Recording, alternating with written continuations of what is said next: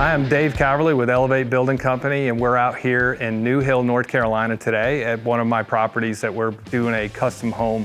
At Elevate Building Company, with the homeowners, we start a design build process with them. We work together with them on locating the land, which they had purchased a 10-acre lot. And then one of the issues of building in the county is you have really beautiful large-sized lots, but you don't have the amenities of in-town facilities. So we knew we were going to have to partner with a company that provided the gas service for the homeowner.